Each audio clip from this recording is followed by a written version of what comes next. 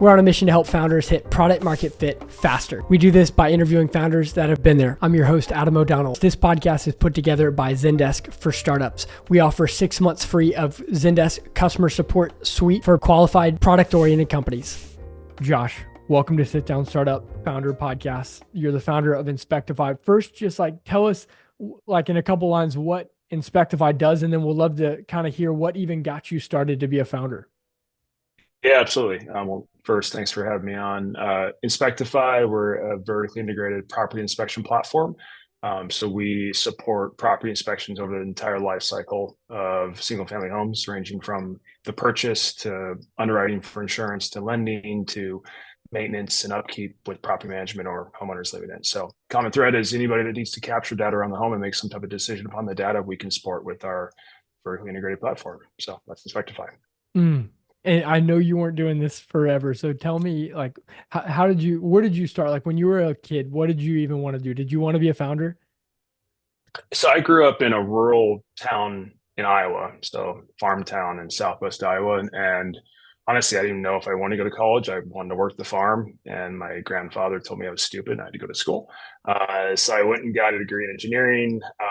First job out of school was working for Caterpillar, big construction mining company. Perfect first job for any mechanical engineer. Did that for 5 years. And kind of got sick of the monotony of big company and wanted to start a company or work for an early stage company. So I did the cliche pivot into tech through business school. So I went to business school on the East Coast.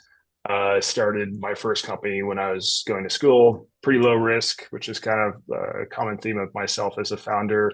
I was already unemployed going to school, so might as well start a company.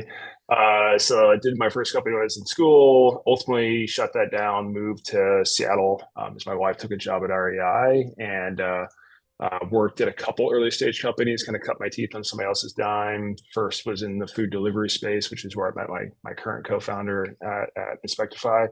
And then I went to Fly Homes, which is in the real estate space. So I managed a team of inspectors and other operators. So got me some experience into the inspection world and into real estate. And the other part of my background that kind of connects into inspections is I've been active in real estate as an investor for the better part of 15 years. So over the last 10, my wife and I have probably bought and sold over 50 homes. So pretty familiar with the real estate transaction, owning a home, managing home, developing homes, and all kind of feeds into what Inspectify is.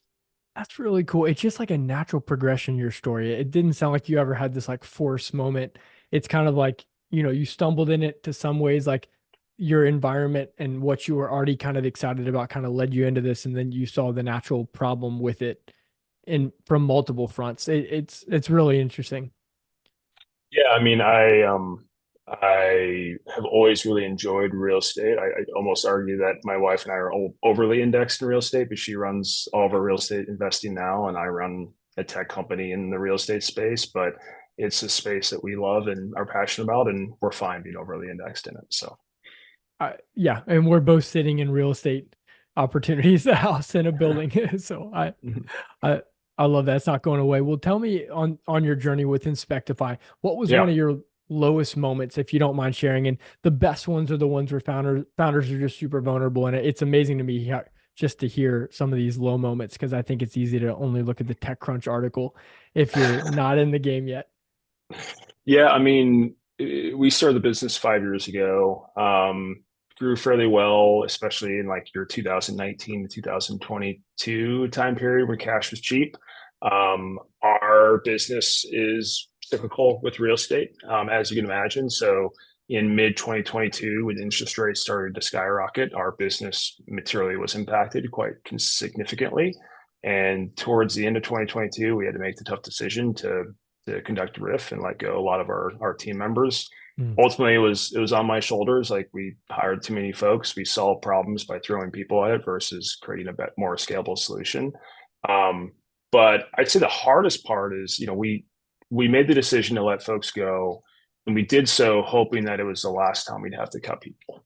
We kind of cut deep enough, and the last thing we want to do is having our employees always look over their shoulder, thinking that there's another cut coming, whatever it might be. And we did so thinking that the market was going to start to come back in 2023. And the reality is the first couple quarters of 2023, that did not happen. It actually got worse. And so we found ourselves looking into Q2 of 2023 thinking we might have to cut again, which is like the worst I mean, it's like what I had learned not to do as a founder working for other startups is like, cut once and be honest with your employees. Yeah. And so we took a pretty, I'd say, obtuse approach to the situation. And so instead of like internalizing that, keeping that amongst our leadership team, we told the whole company the situation. We're like, look, we've got until the kind of the mid to end of Q2 to grow the business to this number. If we don't hit that number, we're going to have to cut more people. It's just the reality of the business. And by doing so, one, we were able to be transparent with the team, but we also were able to kind of reset expectations with our employees on what it meant to work at an early stage company. Because if you remember, like 2019 to 2022, and even before that, like people thought like working at an early stage company, you got the best of both worlds. You had this like crazy opportunity to grow fast, do stuff quickly, but also had stability in your job. And that's just not the case. Like most startups fail. And that's just the reality of working in an early stage venture. And so, we actually had some folks basically pack up and leave after we shared the news. And I think it was the best thing for the company because it's not where they wanted to be. And by and large, we got their team really, really focused. And come end of May, we hit our targets. We didn't have to cut anybody. So it was tough. It was awful. It was a horrible, I mean, it was worse for our employees than it was for me. So I don't want to be foolish around that. But it was a tough 6 months. But, we're a much better company now because of it. So. What an interesting story. Because I imagine that the counter argument to sharing would be that you maybe put an induced amount of fear in the team that would potentially make them paralyzed versus doing the right thing. But you're also saying like the other side is like, hey, this is just where we are. And that's just kind of business. And it's true with any job, even for big companies, it just seems like you have a little bit more insulation, but at the end of the day, the same thing applies. You're spot on. Like the counter would be like it could be a complete distraction. People start fearing for their job, and like it's actually counterproductive. And it's interesting. If you ask me now, would I do it again? I don't know. I think it worked well for the situation that we're in, and I think it was the right call. Obviously, we hit the objective we wanted to hit, but there is a ton of risk with it as well. Like if your team spends all their time worrying over those 2 to 3 months versus building, it's gonna be extremely counterproductive. So Yeah, but it did work out. It says a lot about how they trust you as well, and probably appreciated the vulnerability of being honest about where you were. That's really cool. I hope that helps a lot of listeners. I'm sure it will. The other, I mean, just the main point of the show is really understanding how you initially hit product market fit. And I'm curious, I love asking this question, but like, when did you hit product market fit? If you had to put a date on it, and I'm curious. yeah, it's funny. We did Y Combinator in summer 2020, and something that the partners at YC always say is like people ask, do I have product market fit? And the answer is if you're asking that question, you don't have product market fit. Like it when you have it. And I can't actually, I don't know if I know the exact date, but it was July 2021 is when we had product market fit. So the first year and a half, 2 years of the business, we were predominantly selling to real estate agents and brokerages, and it was a slog. Like talk about a not fun job. Try selling to a real estate agent for 2 years straight. Like it's not fun. And for folks that build businesses around it, kudos to you because it is a slog by large. And it wasn't until like early 2021 that we started going up funnel and starting to sell to larger enterprises like institutional investors, large lenders, large insurance carriers. And, at the time we were doing maybe 200 inspections a month as like kind of our scale of how big we were as a business, pretty early stage. We had a little bit of seed capital from YC. And we launched this large institutional investor. And we went from doing 200 inspections in the first week of July to doing 900 inspections the second week of July. So we like 5x'd in a week, basically. And it was literally all hands on deck. Like everybody was just closing orders, scheduling, calling inspectors. Like there was no barriers of the role. You just had to do whatever you could to get the orders to come through. And it was painful. It was long hours, but man, it was fun, right? Like you're like doing everything you can to solve it. So yeah, like that resonated completely with the advice that OIC they gave us. It's like that moment, it's like, this is our customer. This is who we should be selling to. The folks that this is who we need to focus on in the coming years because they feel the pain.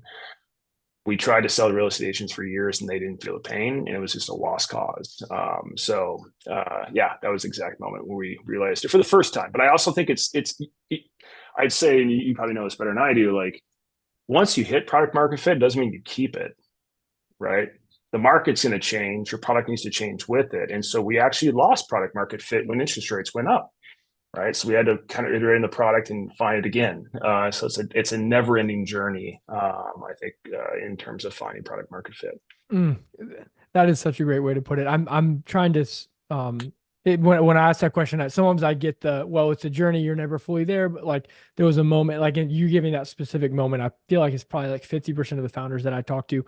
And I always want to understand like what you did leading up to that. Cause it's, and it's never just like, hey, do this one tactic and then you'll have the same thing happen. But I'm curious to zoom in on your decision to go like even if you could bring us in the boardroom around that decision to go to the institutional investor, because that had to be something that you thought about previously. But I'm curious, like why then, and like what made you shift then to begin to hit that product market fit. It's interesting. I feel people talk about the success of startups. It's a timing thing, and it's absolutely a timing thing. The first customer we went after when I started Inspectify was institutional investors. I had a call with a large institutional REIT, and it was just me and my co-founder. And they're like, guys, we manage 70,000 doors. Like, we're not going to trust our business to two guys in a garage, like building code. Like, it's not going to happen. They're like, this product makes a ton of sense, but no. And so like, oh man, we got to cut our teeth. We're gonna work on this. And so, we kind of got distracted with like smaller SMBs to focus on them.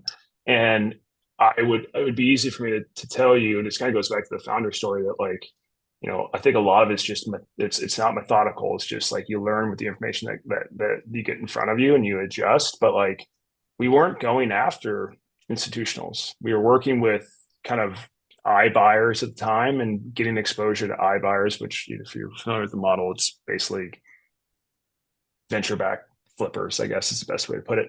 But they got us on the radar of institutionals, and they reached out to us. So it was actually inbounds coming in. We're like, oh man, if they're coming to us, maybe they think we're ready. Maybe they actually think we're a legit company now.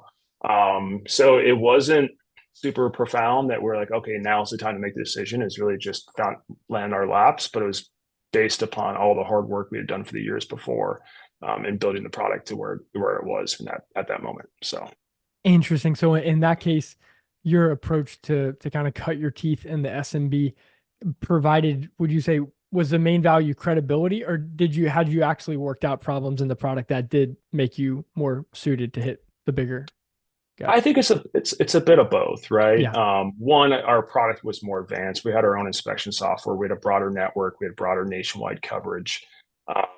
But we also like naturally grew up the funnel in terms of customer size, right? The first customer we had was my old employer, Fly Homes. Really easy customer launch, right? Like low risk. They're already doing inspections, and they do like 20 a month. They're still pretty easy. But then we slowly moved to bigger brands and higher volume. But it wasn't going to the big folks to start, right? So I think there was a function of building credibility, and it was all along the same path, right? Like we built credibility, improved the product, improved scale, all by doing that. Or it's not like we had to have 3 different activities going. It's just by naturally growing your customer base and growing up funnel, you're able to do that. So yeah, that makes sense. Looking back, if you were speaking to someone, just pretend it's me trying to hit product market fit. Maybe I'm in the Q4 of 2020. In your case, what advice would you give to me? I mean, I think the big thing is like really know when you don't have the right target customer, right? Like we spent too much time trying to sell to real estate agents, and the fatal error that I did, and I've gotten this advice retroactively from other founder mentors of mine, that as an early stage company, and I'd put early stage even up to like post Series B, there's nothing more important than an early stage CEO founder than to sell your product. Like And I made the mistake of trying to hire a sales guy right when we got into YC. It's like, well, I hire someone that knows what they're doing, and like they'll have the tough conversations. But like it distances you from product, distances you from feedback. And so like what I spend most of my day today, and like we have 250 enterprise customers, we do 6,000 inspections a month, so we're a bit bigger in terms of sale. 90% of my time is spent talking to customers and selling our product. And that is will continue to be my area of focus for the next at least year, if not more.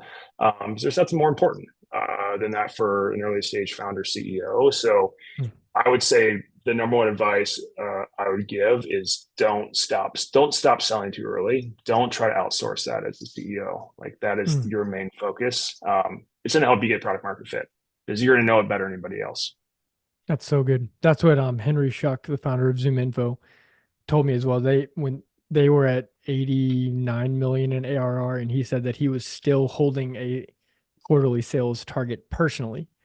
And he said that some of his best time was spent listening to chorus calls of hearing salespeople have those like emotional tensions, like not at his level now in their publicly traded company. So I love that. Like, don't distance that. Don't outsource that hardest part. Absolutely. That's so good. Well, just tying a bow on all this, and kind of taking a step back just from product market fit, we're podcast sponsored, run and owned by Zendesk. But how do you view customer experience as part of this in terms of just like as you continue to grow? Yeah, I mean, one of the things I took from the last company I worked at, Fly Homes, the CEO of Fly Homes, the thing that he was really, really, and what he is really, really good at is being completely obsessed with the customer. Like we would do anything for our customers. And there is a balance to that. It needs to be walked. Like you don't want to do that at the expense of your employees, for example. Yeah. But everything starts with your customer. And so like we like so much so that like, and this is kind of bit me in the butt sometimes in terms of compensation, but like my customer service team, we call customer success. And I know there are different modules around that, but like our customers succeeding with our product, there's nothing more important. And we're transactional, but also SaaS as well. But like helping our customers understand their pain points, it is our part of our product. It was our product until like we built technology actually to automate some of it. So everything starts with like how they use it and how you can continue to make it better. It kind of goes down to product market fit. Like you don't just get it and it's stuck. Like you need to keep iterating and continue to improve more functionality because either their changes are going to need or somebody else is going to come along and offer something better. So you need to constantly be understanding what they need and how you can help them win more every single day. So the center of our company, which for any for-profit business should be your customer. So it's nothing too profound. I'd hope for most listeners. So, but I love how you're saying like customer success instead of customer support, because at the end of the day, like you want them to be successful. It's kind of just the heart of what you're saying. It's a exactly. statement. Yeah. Exactly. So they should be using your product to not to be served, but to help them to be successful. So yeah, that is so good. Is there any kind of final advice that you would just like to share with any founders or with a previous self? Maybe any roadblocks that you thought would be helpful if you could share one thing. yeah, I mean, I think a lot of folks, especially founders that have lived through the last 3 to 4 years, like it's funny when I started Inspectify, the way that you would measure success would be based upon money raised or employee count, right? And to me, I almost embarrassed to share that. It's like I'd rather have less employees making more revenue. So efficiency is it's good seeing the pendulum swing where that's becoming more critical for company success, not just who backed you, how much you raised, how big is your team, but more of like how efficient you are as a company is becoming much more critical. And I wish I would have had that perspective 3 to 4 years ago because I probably would have did things a bit differently. But it was a different market. Capital is cheap, and people made different decisions. But that's definitely something I would share with myself 3 years ago to make better decisions around. But you learn and you improve. That's so good. I feel like there's so many people in your shoes who would say that, and I just respect that you even say that. Absolutely. Yeah. Well, Absolutely. that is amazing. Thank you so much for your time. Yeah. Appreciate you having me. It's a lot of fun. Thank you for listening. If you want to learn more about Zendesk for startups, check out our website, zendesk.com/startups. Also, we're always looking to improve, so don't hesitate to email me with any feedback on how we can ask better questions, guests to target, or anything else so we can do to better help you as a founder. My email is adam.o'donnell@zendesk.com.